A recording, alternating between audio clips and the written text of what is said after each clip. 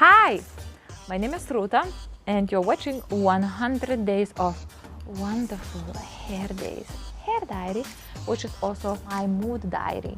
So I'm doing 100 beautiful hairstyles and I'm talking about how I feel every single day for 100 days. And today is day 93 and I'm going to be doing hairstyle from this book, and the hairstyle is called Plaited Pretzel Updo. I'm going to put in a picture of the hairstyle in here.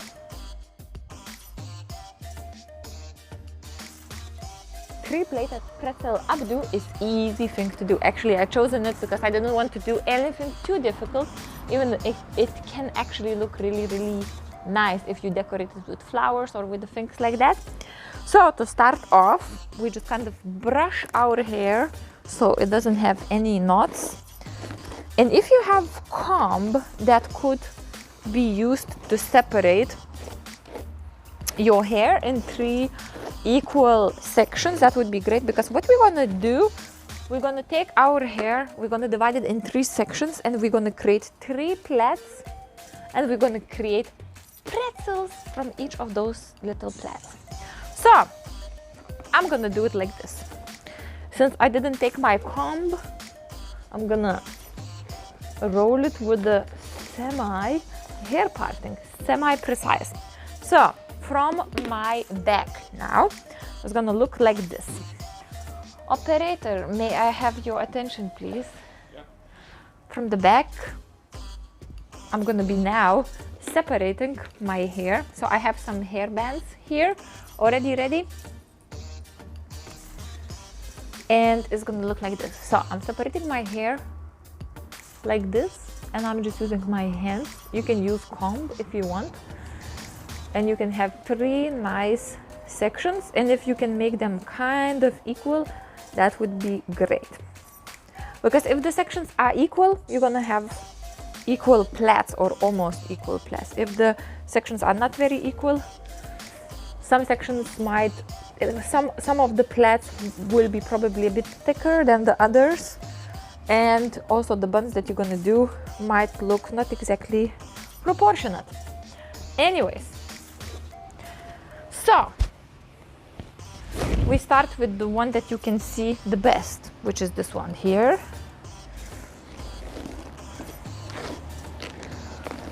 And we're gonna create a plait, and we're kind of aiming it toward the back. So this one of our 3 sections, again, we divide in 3 as equal parts as you can get, and then just plait it backwards. If somebody can do it for you, great. If not, you can try to do it as far behind your ear as possible.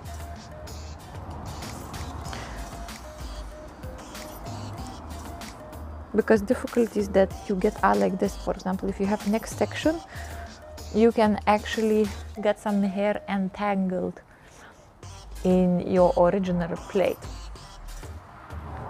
So you take the hair and you do simple 3-strand plait all the way down.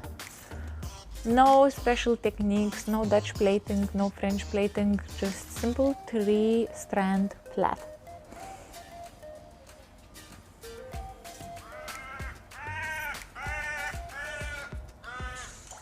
Oh, we have some crows.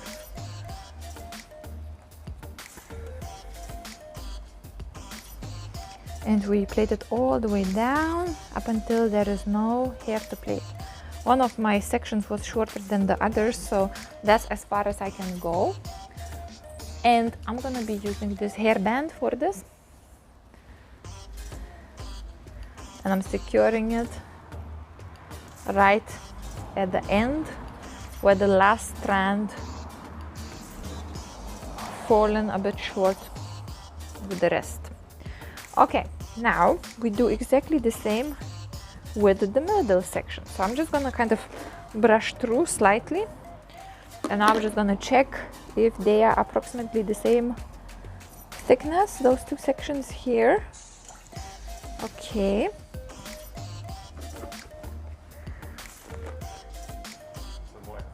Okay, the middle plate, if you do it on your own, I do it with my hands up to start with, like this. So again, take the middle section and kind of like divide it in 3 parts, and then you just put side in the middle, the other side in the middle, and you do it as long as you can. And at some point you will find that you cannot reach down anymore, but as long as you have some length, it's okay. Then you can continue do it like so. I do it probably up to here, and then I cannot really push my hair down anymore, so then I switch it and bring it to the front, to the side, and just simply continue plaiting it like so. This section is probably the best in terms of layers, because other hair on my sides has lots of layers, and the section at the back has, when you divide it like this, it's probably most even section in terms of length. So basically you're gonna get the plait, which will look approximately the same thickness all the way through from the beginning to the end. And basically it depends. I think if you have short hair or shorter medium length hair, it might be a bit tricky to do that, but it's still possible. This kind of like where you need lots of plaits, I think is best when you have medium or a little bit longer hair than medium. Okay, so I'm gonna end my plait up here. This one is much longer, as you can see. And actually I'm gonna use a special decorative hairband for this, which is this one. So when I'm gonna do the pretzel, it's gonna look awesome, or at least that's what I hope. So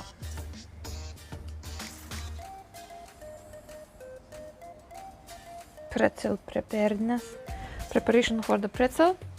And finally we have our left hand side. Well, we're going to do exactly what we did on the right hand side. So we take the hair and we try to kind of plait it as close behind the ear as possible. So we divide it in 3 sections, and we just do it like, oh, hold on. I think I taken side section a bit too big. Okay, now it should be approximately equal. And just plait it 3-strand plait. Okay, how am I feeling today? I feel, well, today's been, oh my goodness. It's like I don't even know. Should I start talking about it? We rented bikes, we went to the beach yesterday, and today we were returning the bikes. As we returned the bikes and we decided to go from the center back to our hotel, we decided to kind of go in a bus and just take a bus home. But because buses to this location, they don't really run very often, we were waiting for the bus, and we found one bus which was supposed to be like 30 minutes from the time. And then we decided to go wait for it because it was very hot in a bus stop. As we were waiting for it, then suddenly we see the bus is actually driving by. So we started running like crazy. We got in the bus and the driver, I showed the ticket to the driver, and my partner started looking for the masks, because you have to basically wear the masks if you go in a bus. He couldn't find the mask, so basically we were looking in the pockets and everywhere, because we for sure had the masks when we were coming, because we were wearing it, but then probably it must have fallen out somewhere and we just couldn't find it. Oh my god, I actually experienced lots of stress. The bus driver stopped the bus and he basically started literally shouting on us. He started like shouting on us and told us to get out. So we had the tickets and everything, you know, like trying to search everywhere to find the mask, and maybe even put some other, you know, like something like a shirt or something, just wrap it around, you know, so this area was covered. But he started shouting so like seriously in a high tone and like, get out now. Oh my god, I got really scared. I mean, I'm a grown-up person. I'm not used to people shouting on me.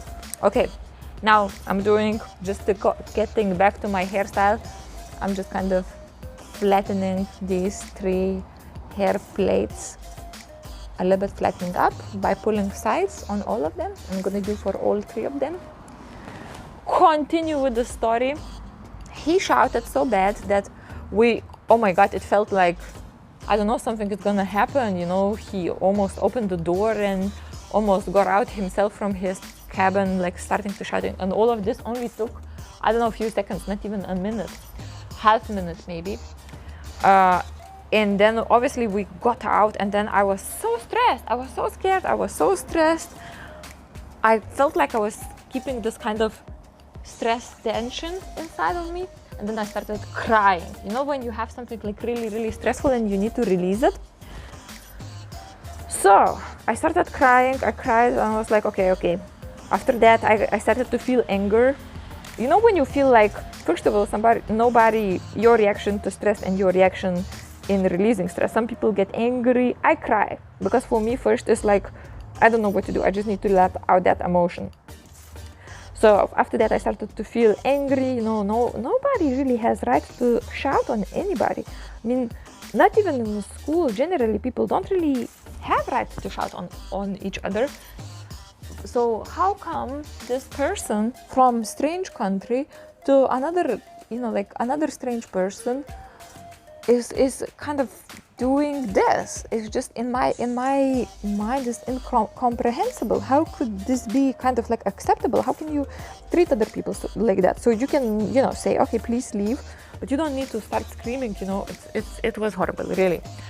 Anyways, we were waiting for other bus, and cliffhanger. Let's continue with my plait. Now we're gonna take the sidemost plait and we're gonna do a pretzel. So it's gonna look like this. Just basically spinning it around, spinning it around, spinning it around, and spinning it under, and then taking cute little hair grips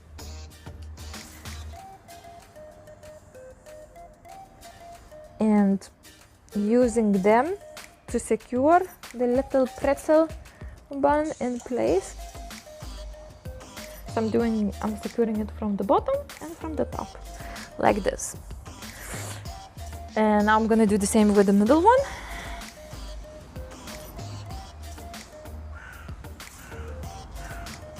I'm gonna keep this flower kind of like upwards like this, and I'm gonna push the end bits through,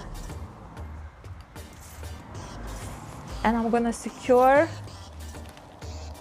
this little pretzel as well with the hair grips. Basically, you need to connect them to the scalp if you don't want them to become loose and fall down.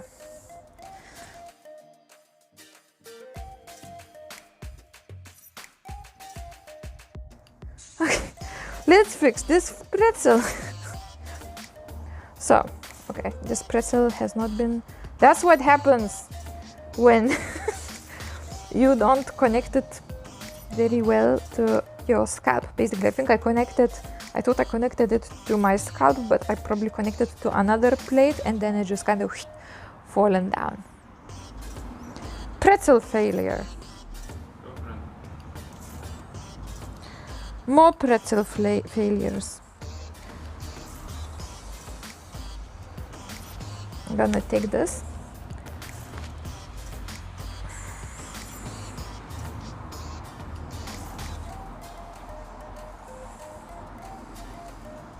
Okay, now I wish I had my mirror. All right, and we managed to basically connect this pretzel properly. And I think actually, just to be extra sure, for this little pretzel not to get away, I'm just gonna use, oh wait, do I have these? I am genius. I have few pins with me. I didn't even know that I had them. So basically, what I'm gonna do, I'm just gonna use them like this to secure the pretzel, because I think I wanted to keep the flour in the middle and I wanted to keep it kind of like a round and big. And I think something is just, my hair is too silky and the grips, I keep on slipping out of the places where I connect them. So if you have some of these pins, it's an excellent way to kind of prevent your hair from falling out. Okay, next is our last pretzel. So I'm doing last pretzel and I'm telling you the end of the story. We have then basically left the bus and we started looking for a shop to buy the mask, because we searched all of our bags and the mask was gone. So we started to search for the mask, going through the shops, and lots of shops didn't really have the mask. They were keep on sending us, okay, go there, go there, go there. So I think we spent like half an hour or so maybe looking for the mask. And then finally we found it in one food store actually. And when we found the mask and we got the mask, we started to return to the place where we saw the bus was passing by, like another bus stop.